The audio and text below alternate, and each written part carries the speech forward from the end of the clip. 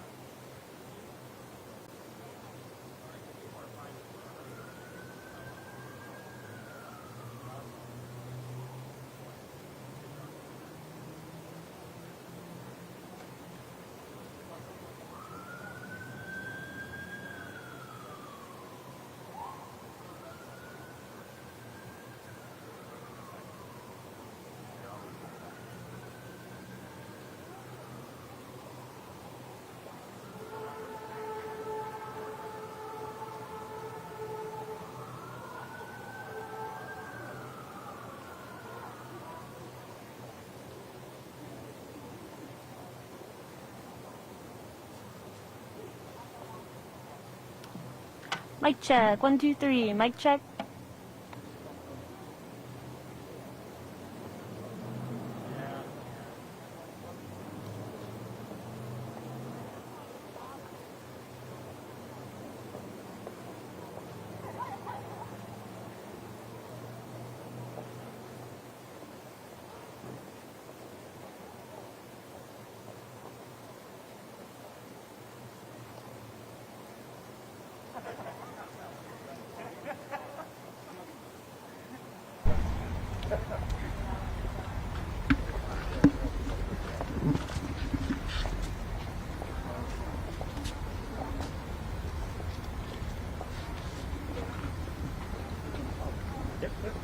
Say the welcome. Good afternoon. Welcome to River Garden Senior Services. My name is Martin Getz, and I am River Garden's Chief Executive Officer. We are very proud to have Governor DeSantis with us today. Having had opportunity to talk with him as a team to share with him our experiences around COVID-19 and the vaccination program. And so without any more from me, it is my privilege to introduce Governor DeSantis.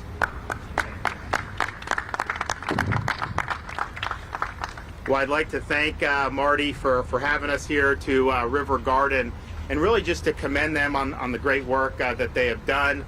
We were able to, of course, with the CVS and Walgreens as part of the nursing home mission.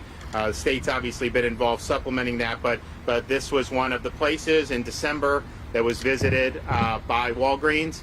They were able to do initial vaccinations, and then they've returned to do the booster shots. And so 97% of all the residents have been vaccinated. Obviously, they've been offering it for their staffs as well. So I want to thank Marty for what he's done, and thank for a lot of years of service. He's going to be retiring soon, and so he's really left a great legacy here. I also want to thank Emmett Reed, Executive Director of the Florida Healthcare Association, for working closely with us, letting us know ways we could help support our most vulnerable citizens in long-term care facilities. And then Steve Baumer, President and CEO of Leading Edge, who's also been helping us with these issues as well. And I want to thank everyone for being here. Today, I am able to announce that by the end of this month, a COVID-19 vaccine will have been offered to every resident and staff member at all of Florida's nearly 4,000 long-term care facilities, which is really good. So where we stand right now, 97% of all skilled nursing facilities have at least one vaccinated resident or staff member, and the remaining are going to be finished by the end of the month. And assisted living facilities, we've done over 2,000 assisted living facilities that have at least one vaccinated resident. That obviously is going to continue going over these next days for the rest of the month. So this was an important mission. I said, I think at the beginning of December, when we knew the Pfizer was coming online, or we anticipated that the top priority for vaccination should be staff and resident of long-term care facilities. That has been where we've seen the greatest mortality with the long-term care residents. There, by their very nature and their age and some of the underlying health status, it makes them more vulnerable to severe outcomes from COVID. And so that was part of our strategy, that doses would go to those facilities first. The federal government had an agreement with CVS and Walgreens for them to be able to handle these facilities, and we obviously have sourced CVS and Walgreens. But at the beginning of this, when CVS and Walgreens needed a little more ramp-up time, the state of Florida acted. In the very middle of December, we were the first state to begin vaccinations in nursing homes. We had over 105 nursing homes done in both Broward and Pinellas counties. They have high concentration of these facilities that first week of December, and that really led it off. And then CVS and Walgreens got more involved and were able to do it. But those initial state strike teams, I think, were invaluable. They were able to get in there, provide vaccinations in two very, very highly populated counties with a lot of elderly people. And CVS Walgreens continued the mission. But at the beginning of January, we looked at what was going on and we said, look, we got about 4,000 facilities here. We believe that time is of the essence. And so I activated additional support to be able to continue with long-term care facilities. So as CVS and Walgreens continued what they were doing, particularly in the skilled nursing homes, we had our folks working with a lot of these different facilities, and Steve can tell you there was one, I guess in Fort Myers he was talking about, and he could probably say some stuff. So those teams are doing a good job as well. So it's really been a team effort to get us to this point. I think the thing about it is not just protecting an individual against the virus, which is obviously very important because people's health and lives are at stake, but this really is the way to get these residents back to normal. This allows them to do all the things they used to do. As hard as this has been in terms of the clinical consequences, this has also, the mitigation, caused a lot of isolation, loneliness, not being able to do all the things you want to do. We obviously believed that visitation was important. We were one of the first states to do that. But this is even beyond that. This really can get us back to normal. I also want to let all nursing homes and assisted living facilities know that our Agency for Healthcare Administration will be sending you a correspondence today encouraging the use of both the Eli Lilly and Regeneron antibody treatments, which are both highly effective in reducing the effects of COVID-19. Eli Lilly did a press release from last week. It explains the treatment and how it's been effective, particularly in a nursing home context. Now, obviously, if you have your people vaccinated, that's where you want to be. So not everyone chooses to do the vaccine, so this can be another way to be able to deal with the effects of COVID-19. So that correspondence is coming. But you know, here today is the time also to reflect. I was able to talk to Emmett about some of the things that we've been working with them since the very beginning of the pandemic.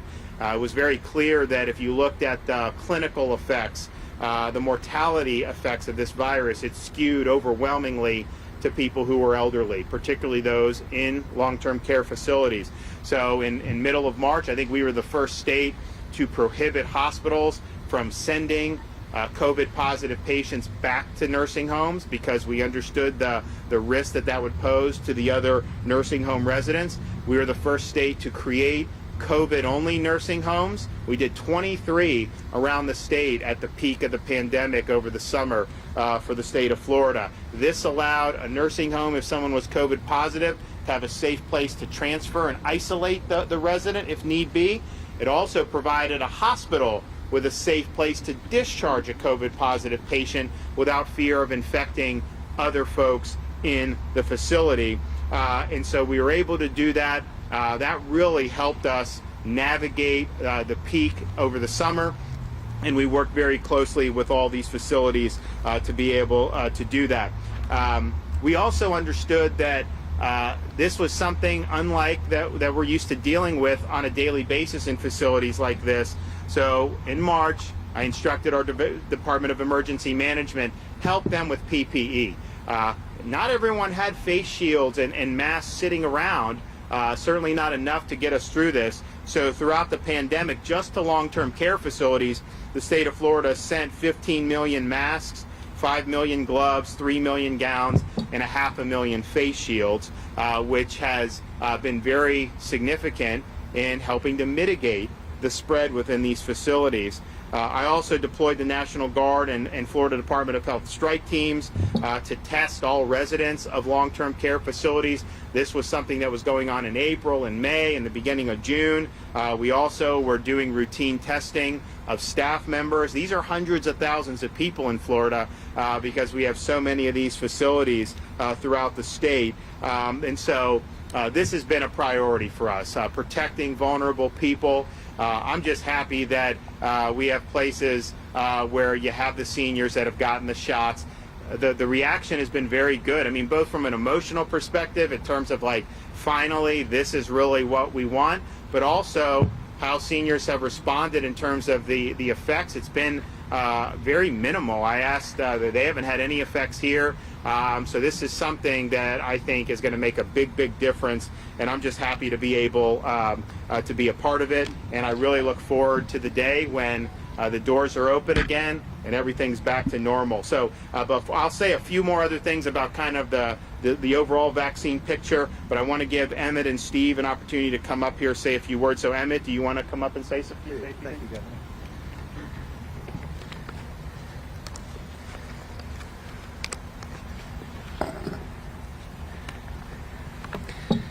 Thank you so much, Governor DeSantis, for inviting me here today.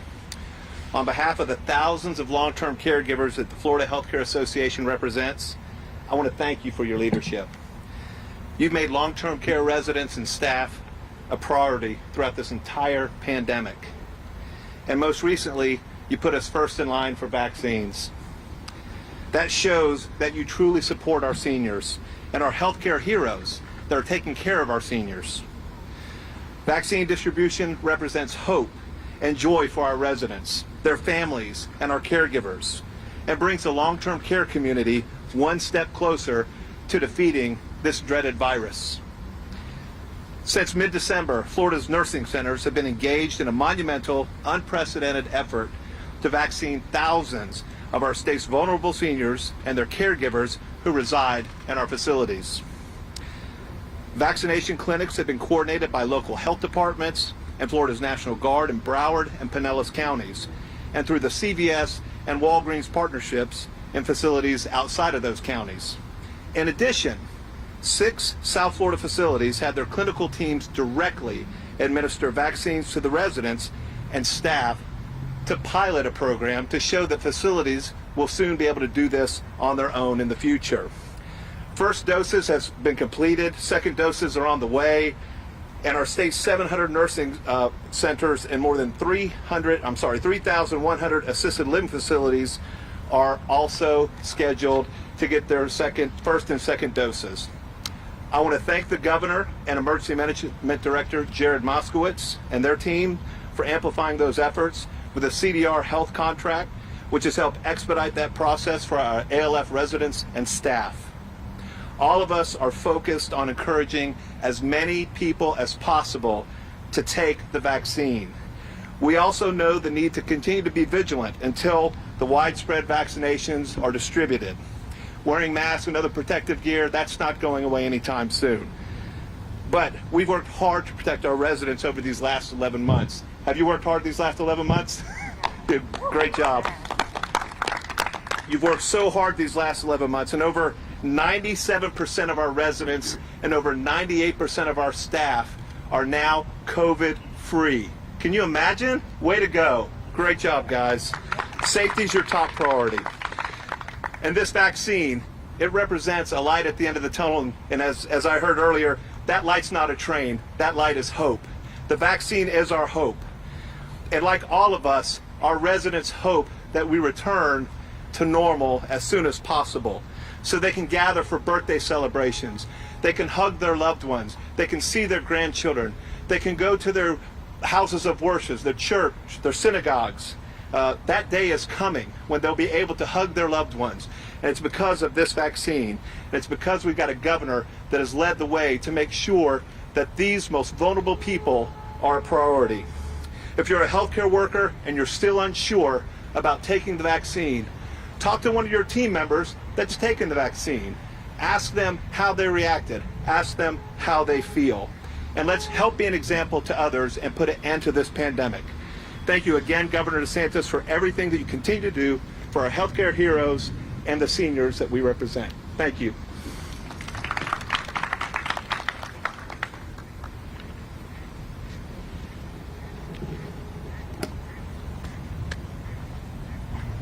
Well, good afternoon. Thank you very much, Governor. Marty Getz may not have said it in an attempt to be brief, but I'll say it. We're proud to have you at River Garden today, home to 9 Governor's Seals awards for nursing home excellence. It's one of only a few in the state that have that level and that record of continued success and high quality. So we're proud to host you today.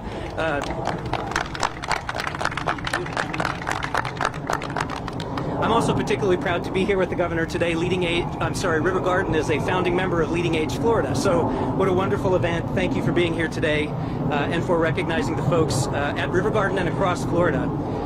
I want to echo the remarks earlier in thanking you, Governor, for putting seniors at the front of the line and for consistently keeping them a top priority, particularly as it comes to the vaccine. You've heard a lot today that I won't repeat, but I will mention that the rollout is moving very quickly in long-term care now, and as you've heard, nursing homes are nearly done and assisted living will be done in relatively short order. That doesn't happen without leadership. It doesn't happen without the willingness to take a look at the data and to continue moving the strategy forward to care for seniors. The progress in senior living when it comes to the vaccine has been nothing short of excellent. The governor referenced a conversation we had just a while ago. I'll mention to you, just over the weekend, we had members with 350 residents all vaccinated in a single day. Tomorrow in Fort Myers, we have a resident who will have 900, we have a member who will have 900 residents vaccinated tomorrow and 900 more vaccinated on Wednesday. It's an astounding accomplishment, and we appreciate your leadership in making that happen, Governor. River Garden and our members across the state have been working very hard to continue educating staff and residents that the vaccine is safe. And as you've heard, they've had no side effects here.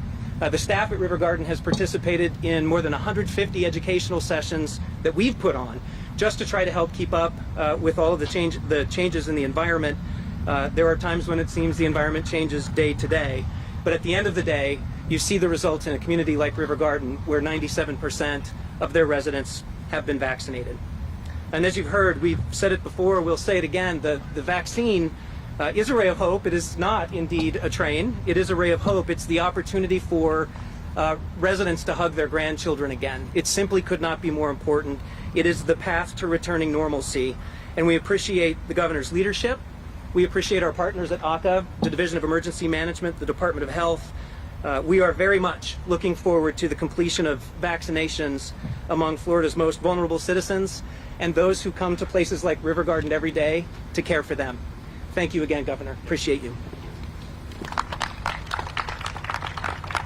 I also just want to echo the thanks for the folks who are working in these facilities. I mean, we have a lot of different facilities, everything from skilled nursing to more independent living, but we oftentimes will thank the doctors and nurses in the hospitals, and rightfully so, but sometimes people don't appreciate all the stress that they've been under at places like this, just knowing that this virus is out there, understanding that if you have an outbreak in one of these facilities, that could cause really significant impacts. And I think they've done a really, really good job. If you look at our demographics in Florida, we have the second oldest population in the United States, and yet our per capita mortality is less than the national average from COVID, and 25 other states have higher per capita mortality. I think part of the reason for that is because of facilities like this, who have people working to protect their residents and really dotting every I and crossing every T. So thank you guys for the work that you've done,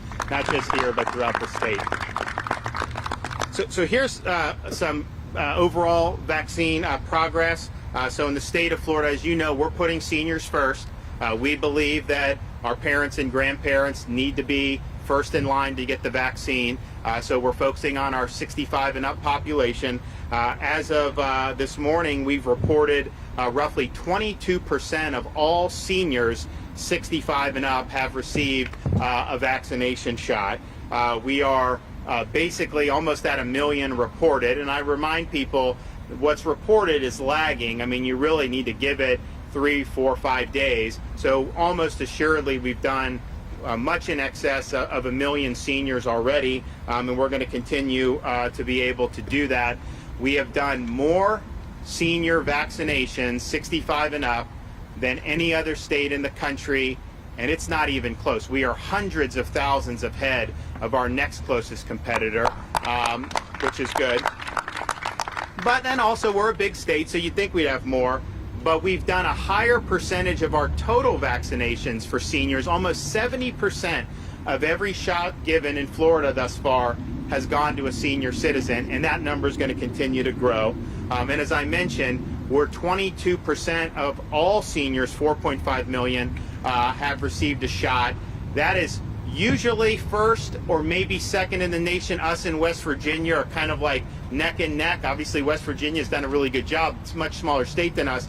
But we feel great about being at the top of the pack in not just the most vaccinations for seniors, but getting through a higher percentage of our senior population faster than just about anyone. And we're really only just beginning. To put this in perspective and kind of how these doses are working, so as of this morning, the 25th of January, 0600, we obviously, they may show that we've received this week's shipment, but we have. That'll show up today, probably tomorrow, in different places. So as of this morning, the state had received about 1.7 million first doses since the beginning. That's Pfizer and Moderna combined.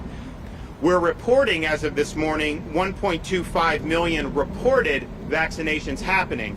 But as I mentioned, you're going to have many more are going to be reported because of the lag in reporting, and obviously you're going to have 50 to 80,000 shots done today as well. So when you look at it from the perspective of the first doses, we've done a very high percentage of them, and we continue to go even higher. For example, the week of January 4th through January 10th, the state received 253,350 first doses, Pfizer, Moderna combined. We've now reported there during that week administering 351,260. This past full week, January 11th through the 17th, the state reported receiving 254,825 first doses. We've now reported administering just first doses during that week 447,209. So if you would have looked at that number a week ago, it would have been probably in the 300,000. So it just shows you got to keep looking back to see how the reporting lag affects it. So we're getting about 266,000 first doses a week.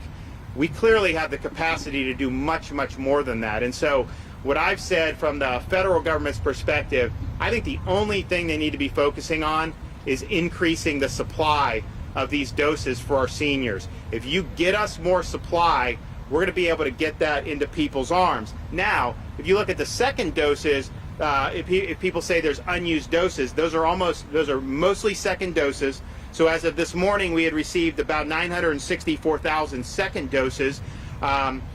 We've reported giving about 157,000, but that is going to change dramatically because people are going to start coming due on their Moderna more every day that we go by. Remember, most of the Moderna got dumped right at Christmas time. And so you had some was going on then, but kind of that Christmas, New Year's period. And then once we got over the New Year, January 4th, that first Monday, you started to see it really go. So there was a lot of Moderna happening, and that's continued to accelerate. So these second doses, as we get through this week, but particularly in the next week, you're going to see those start to go higher. And you've seen that go higher as we go on. But I think it's important to point that out because we believe in following the EUA of doing two-dose regimen. A lot of seniors have asked, hey, I went to Publix, or I went to the hospital, or I went to a drive-through site. I got a card to say to come back. Are there going to be second doses for us? We're marking the second doses. We're sending them to the places where you got your first dose, and we 100% believe that you need to get the two doses. That's how you get the 95% effectiveness. So what you'll start to see as we get through this week and into next, you're going to start to see more and more second doses done. The good news is we have capacity to do more second doses and continue to do more first doses. In fact, you look, there are days where we did total shots the 13th of January, over 101,000 total. Last week, even with the reporting incomplete, 86,000 on the 20th. And so I think you're going to continue to do it. So second doses are going to be there for seniors. We believe it's really important. There should be no doubt about Florida's policy on that. I know people talk about maybe just having people use second doses for first doses. We really believe that we don't want to miss the second dose. And so as those are sent to the places that have administered the first, they're going to have it marked as second dose. They're going to be able to administer it if it's at the hospital, if it's at Publix, if it's at a drive-through site, county health department. Very important. If we get more first doses, then you will see add another lane to some of the drive-through sites.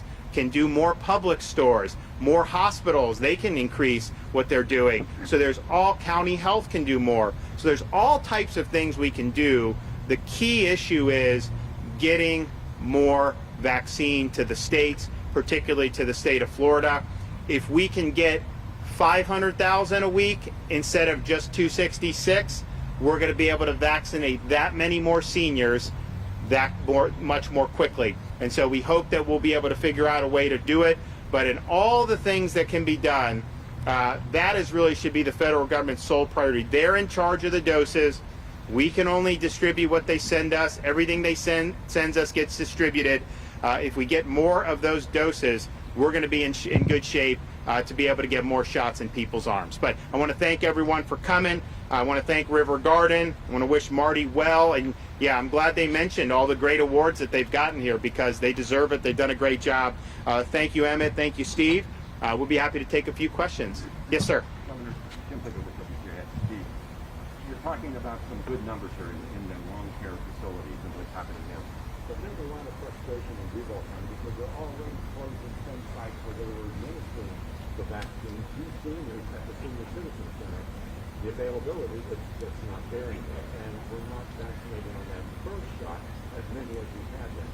That's where people are angry. They're calling us. They just don't understand. What are you doing as governor to make sure that that is going to be there, that the seniors not in facilities are going to be vaccinated? Well, exactly what I said. We are telling the federal government they're in control of this. We don't have a big cachet sitting around at the state. We only get what they send us. The sole focus for the federal government should be increasing the number of doses available for the states. We want everyone to use all the first doses they have. Don't keep them on the shelf. Put it in seniors' arms, absolutely. But if we're capable of doing 450,000 to 500,000 first doses, and we're only getting 266,000, you're going to see that there's going to be shortages very quickly. So our capacity far outstrips what we're being given by the feds. They're in control of this. We were told weeks ago that we would start to see increases now, and we haven't seen it. We've been very stagnant this whole month. In fact, there's only been 1 week where we got more than 300,000. That was the Christmas week where we got about almost 500,000 between Pfizer and Moderna. The average since then has been about 250,000, 260,000 a week. We have capacity to do a lot more. So I'd tell the seniors, write your congressmen and your senators and tell them, talk to the administration, have them send more Pfizer and Moderna to the states, and we'll be able to do that many more. But we're at the mercy of what the federal government sends us, and right now we're able to go through it quicker than what we're receiving in it. Yes, ma'am.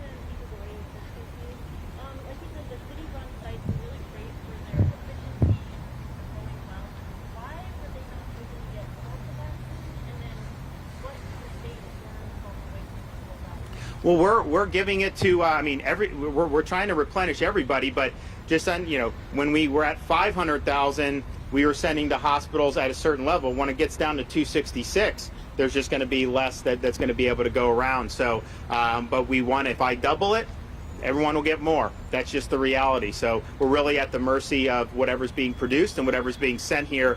But I think a lot of places have done a really good job. I mean, if you look at, I've been to a number of drive-through sites. We did the Hard Rock Stadium, converted that, the Villages. I've been places like Vero Beach. I've been all over. We've seen county health departments. We've seen hospitals do a great job. We've seen Publix. I've been to a number of Publixes. People are very happy with it. And I think most places have a good process now.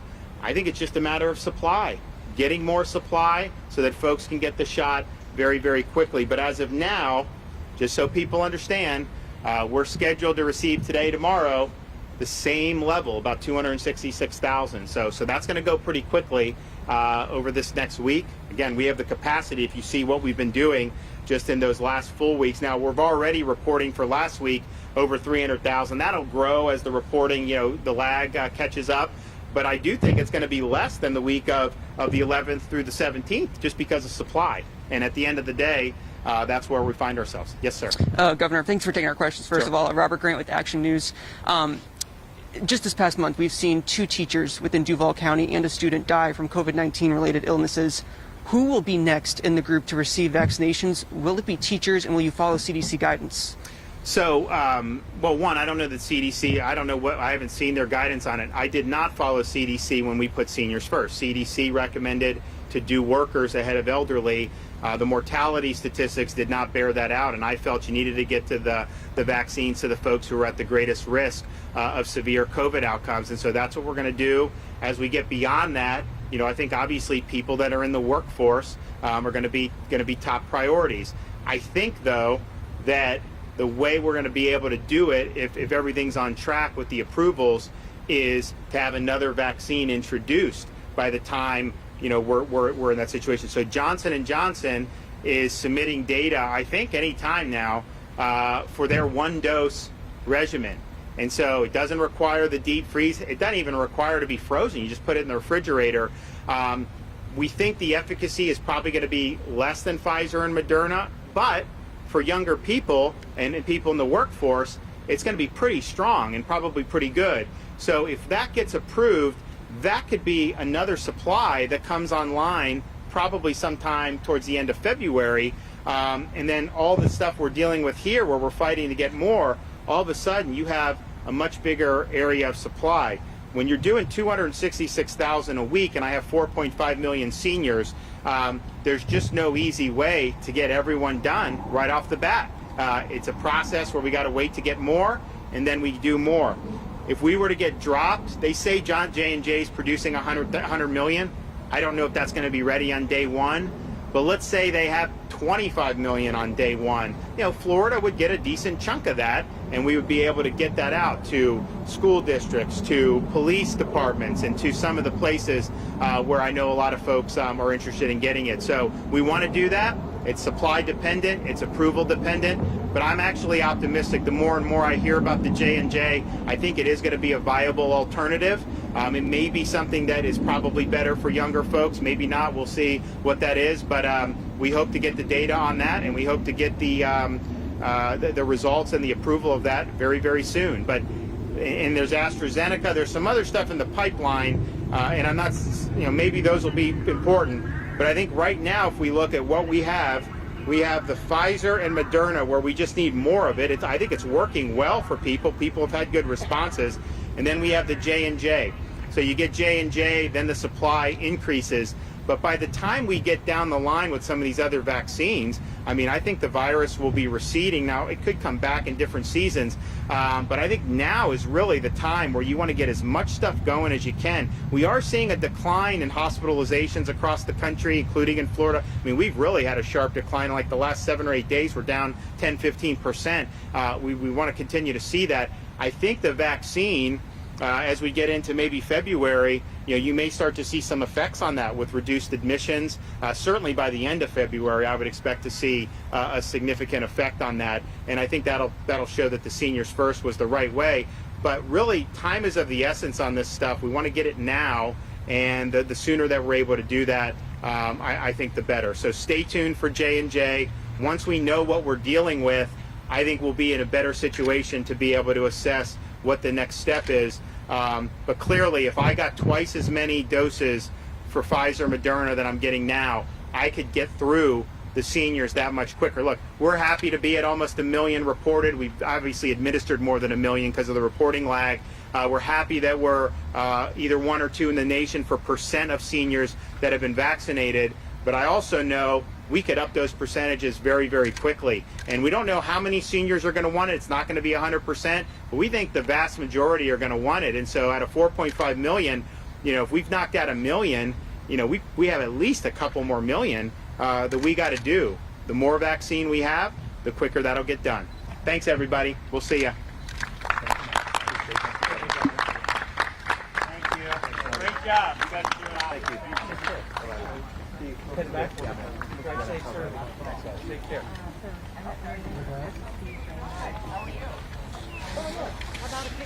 Masks on.